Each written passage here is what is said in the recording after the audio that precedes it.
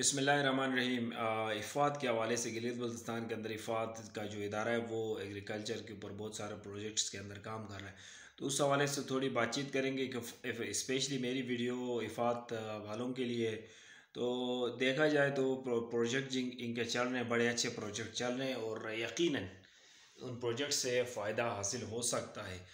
और मैं समझता हूँ कि अगर उन प्रोजेक्ट्स के अंदर थोड़ी बहुत तब्दीली की जाए इलाक़ों के वाइस, तो मैं समझता हूँ कि गिलगित बल्तिस्तान के मुख्तलिफ़ इलाक़े के लोग मुख्तलिफ़ तरीक़े से अच्छी अपॉर्चुनिटी और अच्छे फ़ायदे हासिल कर सकते हैं। तो इफ़ाद का आजकल पिछले 2 सालों से एक प्रोग्राम चल रहा है कि इनका टनल्स ये लोग लगा रहे हैं। तो टनल्स जो लगा रहे हैं उसमें यकीनन फ़ायदा हो सकता है। तो उन इलाक़ों के लिए, जैसे कि आप लोग गिलगित के जो गिरदनवा के इलाके, जैसे कि सुल्तानाबाद हो गया, दनियोर हो गया, मतुमदास हो गया और इसके अलावा ख़ुद गिलगित हो गया, उसके साथ साथ बहुत सारे इलाके जैसे जलालाबाद और शिकंदास, और इन इलाक़ों के अंदर अगर टनल्स लगा दिए जाएँ तो वहाँ पे यकीनन जो है ये जो आप कोशिश करें कि इसके अंदर मिर्चें, शिमला मिर्च हो गई और टमाटर और मुख्तलिफ़ सब्ज़ियाँ जो है खीरा वगैरह काश्त करवाने की कोशिश करते हैं। इन इलाक़ों के अंदर वो अगर काश्त की जाए तो यकीनन इनको बड़ा फ़ायदा हो सकता है, क्योंकि ये बेसिकली भी ये इलाक़े वेजिटेबल्स के जो है प्रोडक्शन के लिए गिलगित बल्तिस्तान में माने जाते हैं और यहाँ पे अच्छी प्रोडक्शन ऑलरेडी होती है। तो अगर उन्हें टनल में की जाए तो वो प्रोडक्शन उस टाइम से पहले हमें जो है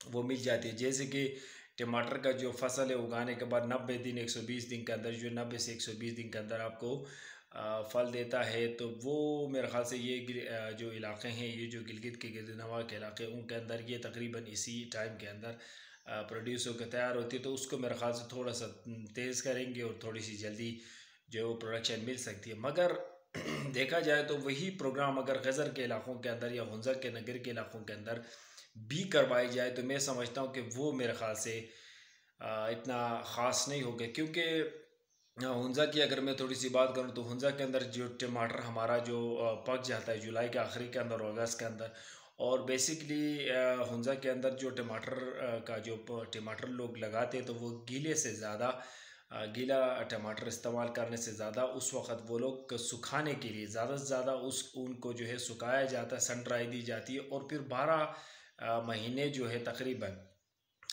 टमाटर के जो उस पाउडर को जो है उस सुखाया जाता है। जो टमाटर उसका जो पाउडर निकलता है कूटने के बाद, तो उस पाउडर को ज़्यादा से ज़्यादा लोग अपने घरों में इस्तेमाल करते हैं। तो मेरे ख़्याल से अगर प्रोडक्शन हमारी वो जुलाई के बजाय जून के अंदर हो जाए तो जून के अंदर जो है वो खुबानी सुखाएंगे या टमाटर सुखाएंगे। तो मसला ये होगा कि एक तो ये कि टमाटर का जो अगर थोड़ी ज़्यादा गर्मी के अंदर उसको सुखाया जाए तो उसको फंगस लगने का जो ख़तरा होता है, तो वो ज़्यादा सूखती नहीं है। तो ये बेसिकली अगस्त के अंदर थोड़ी बहुत हवाएं भी चलती है, तो वो गर्मी का वो वाला शिद्दत भी नहीं रहता है। तो इस वजह से मेरे ख़्याल से वहाँ पे जब हम लोग सुखाते हैं टमाटर को तो वो बड़ी अच्छी तरीके से वहाँ पे सूखता है। अगर उसको जल्दी तैयार की जाए और जल्दी सुखाने की कोशिश की जाए तो दो मसले पैदा हो सकते हैं। एक तो ये कि फंगस लग के वो ख़राब होने के चांसेस ज़्यादा गर्मी के अंदर ये नहीं सूखेंगे। जैसे ज़्यादा गर्मी चाहिए खुबानी को चाहिए, चेरी को चाहिए। तो एप्पल का भी आप देखें कि एप्पल हम लोग सुखाते हैं, एप्पल को हम जब सुखाते हैं तो वो अगस्त सितंबर के अंदर सुखाते हैं। तो उसके अंदर भी नमी चाहिए, क्योंकि पानी ज़्यादा है तो नमी, थोड़ा हवा चलना चाहिए, तो उसमें जो है फंगस लगने के कम से कम चांसेस होते हैं। अगर बहुत ज़्यादा सख्त गर्मी हो तो वहाँ पे फिर वो थोड़ी बहुत बारिशें भी हो जाए तो मौसम, तो उसके लिए मेरे ख़्याल से वो ट्राई हमने काफ़ी दफ़ा किया तो वो हमें रिज़ल्ट अच्छा नहीं मिला है। तो इस वजह से अगर देखा जाए तो हुंज़ा के अंदर टनल्स लगा के अगर सब्जियां लगाने की बात की जाए तो मैं समझता हूँ कि थोड़ा सा चेंजिंग हो सकता है। हमारे गांव के अंदर भी इन्होंने विज़िट किया इफ़ाद वालों ने, उस वक़्त भी मैंने बड़ी रिक्वेस्ट की कि उनको के इलाके के वाइज, जैसे कि नगर के लिए अलग प्रोजेक्ट हो, हुंज़ा के लिए अलग प्रोजेक्ट हो, अपर हुंज़ा के लिए अलग प्रोजेक्ट हो, क्योंकि गज़र के लिए अलग प्रोजेक्ट हो और गिलगित के लिए अलग प्रोजेक्ट हो, क्योंकि हर इलाके के अपने अपने तरीक़ाकार है। आप गिलगित को और हुंज़ा को लें तो वो तकरीबन 1 महीने का डिफरेंस है जो फल पकने का या वेजिटेबल पकने का जो सीज़न है। तो हमारे यहाँ सर्दी जल्दी आ जाती है और सर्दी काफ़ी अरसे तक भी रहती है। गिलगित में अगर देखा जाए तो सर्दी कम अरसे के लिए रहती है। तो इनमें ज़रा फ़र्क है। तो हुंज़ा के अंदर मैं समझता हूँ कि इस वक्त जो इफ़ाद वालों को मेरी जो रिसर्च है मैंने देखा कि मिल्क के जो है मिल्क पैक के इस्तेमाल बहुत ज़्यादा हो रहा है। तो एक के अंदाज़े के मुताबिक काफ़ी करोड़ों रुपए की जो है मिल्क का इस्तेमाल किया जाता है और अंडों का इस्तेमाल किया जाता है और गोश्त का इस्तेमाल किया जाता है बहुत ज़्यादा। एक तो ये कि टूरिस्ट का भी बहुत ज़्यादा आना है, तो उनके ख़र्चे भी जो है यकीनन उस डिस्ट्रिक्ट के ऊपर पड़ते हैं। तो वहाँ पे हर अंडे अगर आप लें, दूध लें और गोश्त लें तो वो ज़्यादा से ज़्यादा जो है वहाँ पे बिकता है। तो मसला ये कि अगर लोगों की इनकम में इजाफ़ा करना है तो लोगों की इनकम में इजाफ़ा हम इन चीज़ों से कर सकते हैं, क्योंकि सबसे ज़्यादा बिकने वाली चीज़ें ये हैं। तो जो एक जो मुर्गबानी के हवाले से कि मुर्गबानी जो है वो आम तौर पे तो लोग करते हैं, उसमें तो वो तो सदियों से लोग जो है मुर्गियाँ पालते हुए आ रहे हैं। मगर एक टेक्निकल नए तरीक़ों से जो है मुर्गी पालना सबसे ज़्यादा ज़रूरी है। वो मेरे ख़्याल से ऐसे प्रोजेक्ट्स लाने चाहिए। गवर्नमेंट के प्रोजेक्ट्स हैं, मगर गवर्नमेंट ये करती है कि चूज़े तैयार करती है, चूज़े बेचती है, वो आगे बड़े हों, मर जाएँ, कुछ हो, उस उनसे उनका कोई लेना देना नहीं होता है। इनकी हेचरीज़ लगी हुई है यहाँ पे गिलगित के अंदर, वो हेचरीज़ में जो है बच्चे पैदा करते हैं। ये मौसम है, ये महीना है जो मई के अंदर, मई जून के अंदर ये चूज़े दे देते हैं। चूज़े दिए आपको, वो आप जाने, आपका काम जाने, उससे ज़्यादा उनका इतना बड़ा रोल किरदार नहीं है। तो दूसरी तरफ जो है हमारे यहाँ के जो गायें हैं, थोड़ा थोड़ा सा मैं बताऊँ ताकि ज़्यादा से ज़्यादा वीडियो में बाद में इंशाल्लाह ताला आपको पूरी डिटेल के साथ भी आपको बताऊंगा कि इस हवाले से तो गाय के हवाले से अगर देखा जाए तो गिलगित बल्तिस्तान के अंदर हमारे पास जो हुंज़ा की मैं बात स्पेशली करूंगा, क्योंकि वहाँ पे बहुत ज़्यादा इन चीज़ों का इस्तेमाल होता है। तो हुंज़ा के अंदर अगर 1% भी ऐसी गायें नहीं हैं जिनको हम नस्ली गायें कह सकते हैं। वही रिवायती गायें जो हमारी पुरानी गायें हैं जो 4 से 5 किलो से ज़्यादा दूध नहीं देती हैं। तो आम तौर पे एक एवरेज के मुताबिक जो है वो 4 से 5 किलो दूध देने वाली गाय है, 2 टाइम का मिला के, सुबह शाम का मिला के। तो इन गाय से तो ज़ाहिर सी बात है उनकी जो खुराक है वो अच्छी खासी है, और जो हम खुराक देते हैं वो मयारी खुराक वो भी नहीं है। वो हम यही सूखे पत्ते और घास, गर्मियों के अंदर थोड़ी बहुत जो है गीली घास इनको मिल जाती है। उसके अलावा अदरवाइज़ हम लोग तकरीबन 8 महीने जो है वो सूखा जो घास होता है उसके ऊपर जो है इन्हिसार करते हैं। तो उसके अलावा उनको बहुत ही कम ऐसे फार्मर्स हैं जो कि किसी किस्म का और किसी चीज़ का इस्तेमाल करते हैं, जैसे कि वंडा वगैरह का जो है अगर बहुत कम लोग हैं जो इस्तेमाल करते हैं। तो इनको ट्रेनिंग देने की ज़रूरत है कि अगर हुंज़ा के अंदर हर जिनके पास भी गाय है वो अगर एक तो ये कि अच्छी गाय अगर उनको मिल जाए तो वो फिर डबल पैदावार कर सकते हैं, 3 गुना पैदावार कर सकते हैं। उसके अलावा उनको ये समझाने की भी ज़रूरत होती है कि जो आप उनको खुराक जैसी खुराक देंगे तो वो आउटपुट भी इतनी अच्छी देगा।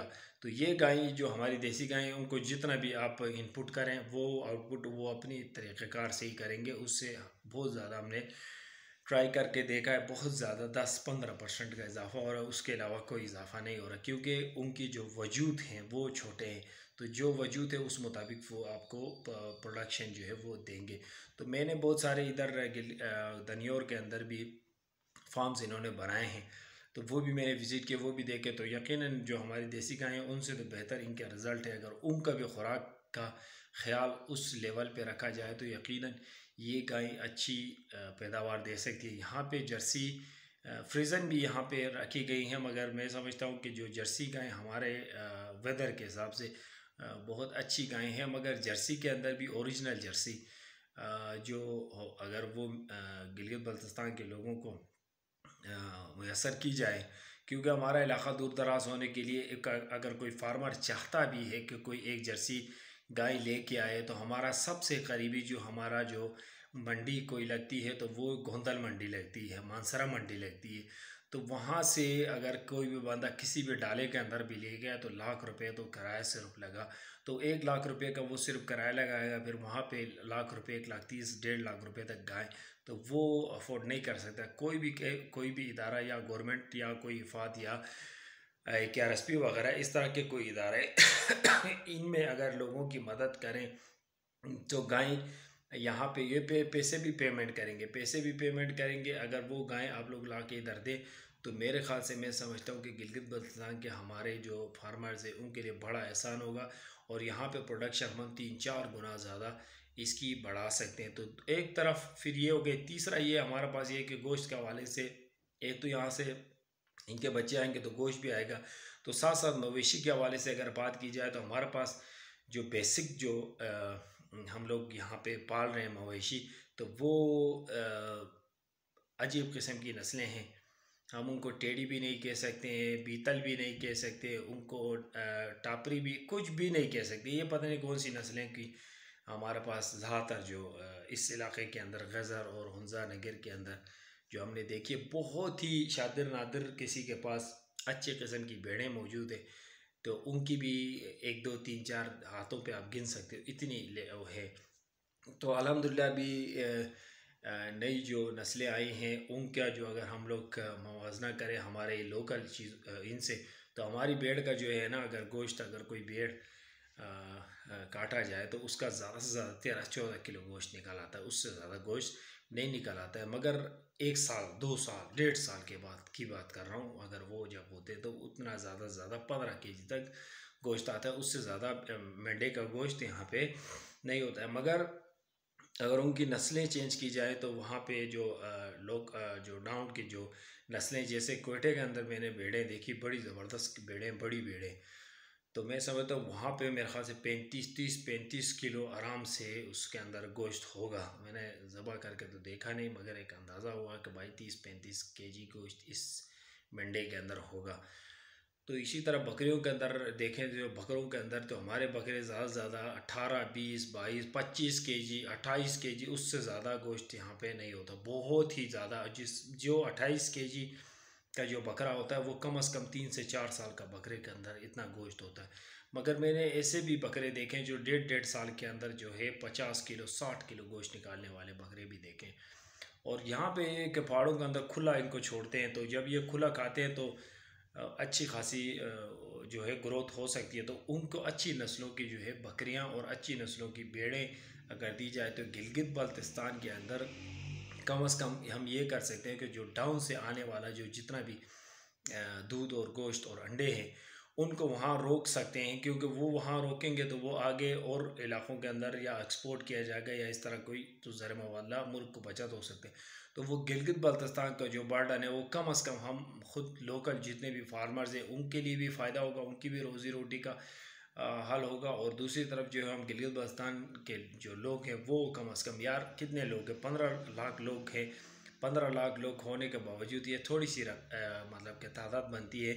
तो वो उन लोगों के लिए भी अगर हम डाउन से अंडे और गोश्त और दूध मंगाते तो यकीनन ये फिर आने वाले वक्तों के लिए तो फिर ये गिलगित बल्तिस्तान जो है ये क्या मतलब कर सकते हैं। हमें तो इतना करना चाहिए कि ये जो इलाके जिस तरह के हमारे पास हैं, तो न सिर्फ अपनी हम ज़रूरियात पूरी करें अंडे गोश्त और दूध की, बल्कि हमारी कोशिश ये होनी चाहिए जितना हम यहाँ पे इस्तेमाल करें उतना हम आगे बेचें।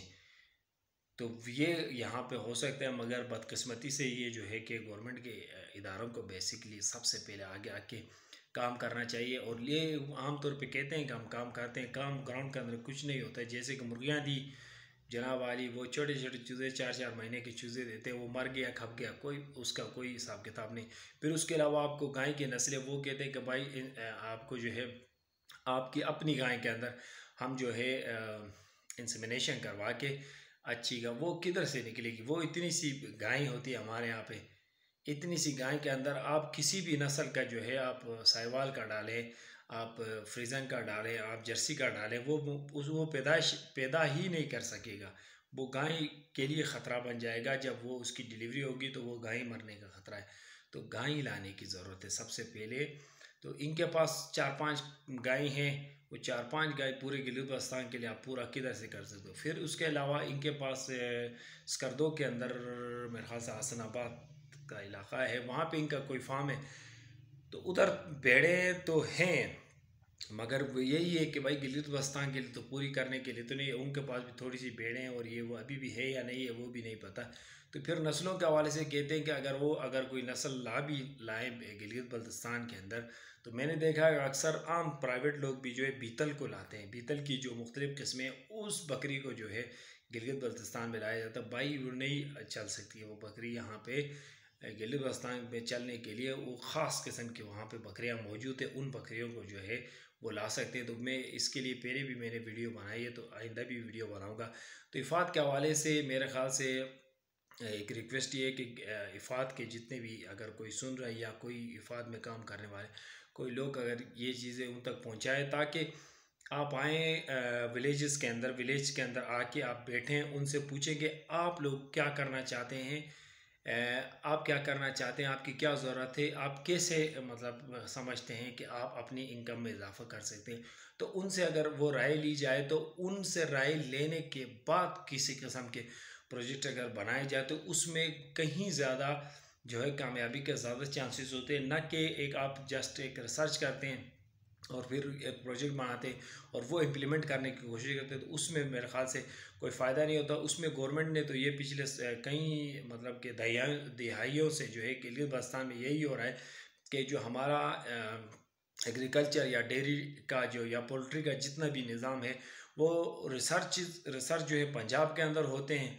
जो रिसर्च पेपर पंजाब का निकल आता है वो इम्प्लीमेंट पूरे पाकिस्तान के अंदर किए जाने की कोशिश करते हैं, तो वो मेरे ख्याल से कामयाबी की निशानी नहीं होती है। वो पंजाब के लिए जो रिसर्च या कोई भी किस्म का प्रैक्टिकल होते हैं, तो वो पंजाब के हद तक ठीक है। उसके अलावा आप जो है बलूचिस्तान के अंदर या गिलगित बल्तिस्तान के अंदर, आज़ाद कश्मीर के अंदर उसको इम्प्लीमेंट नहीं कर सकते। हर इलाके के अपने तरीक़ाकार होते हैं, वेदर्स होते हैं, तो उस मुताबिक लोगों के सोच भी मुख्तलिफ हैं।